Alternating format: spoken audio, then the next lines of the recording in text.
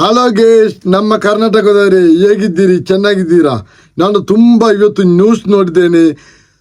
ಕರ್ನಾಟಕದ ಒಂದು ಮುಸ್ಲಿಮ್ಸ್ ಇರುವ ಏರಿಯಾವನ್ನು RSSನವರು BJPನವರು ಬಂದು ಅಲ್ಲಿ ಎಲ್ಲರನ್ನು ಹುಡಿ ಮಾಡ್ತಾರೆ, ಓಡಿಸಿಬಿಡ್ತಾರೆ, ಹೊಡೆಯುತ್ತಾರೆ, ಹೊರಗಾಕ್ತಾರೆ.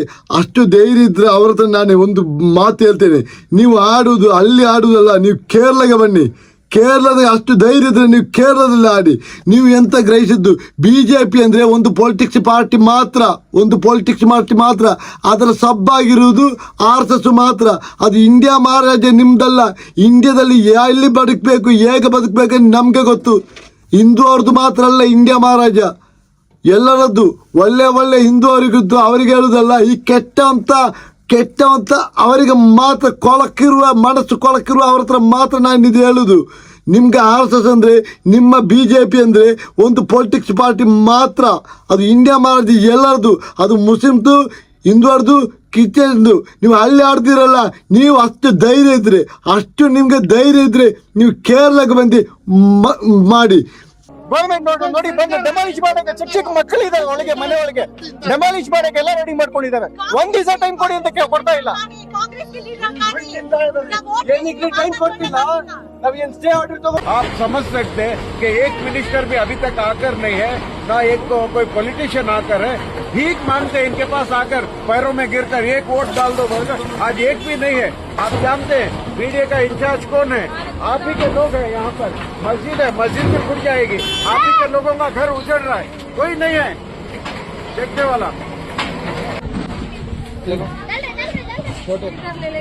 मुसलमानों के रहबर इनके सामने वोट ले लेकर इनको रोड के छोड़ दिए.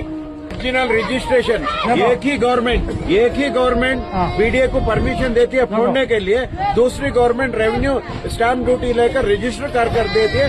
आप देखो, आप ही के लोग हैं ना भाई, आप लोग सब वोटिंग किए थे, ये सब वोट किए थे. चोरी से आकर कोई बैठा नहीं है, वोट कर आया था. तो आज इनकी हालत वोट.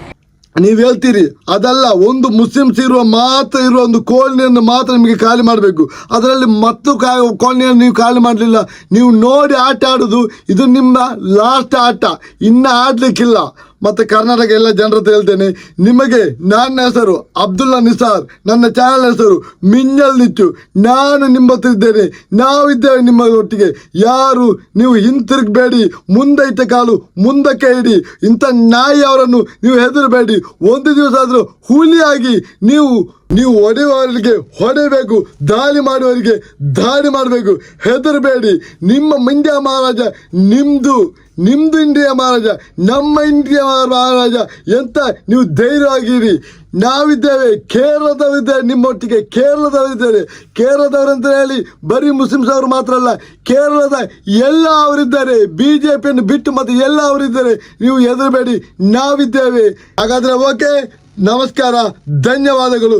ಜೈ ಹಿಂದ್, ಜೈ ಹಿಂದ್, ಜೈ ಹಿಂದ್, ಜೈ ಕರ್ನಾಟಕ್, ಜೈ ಕರ್ನಾಟಕ್.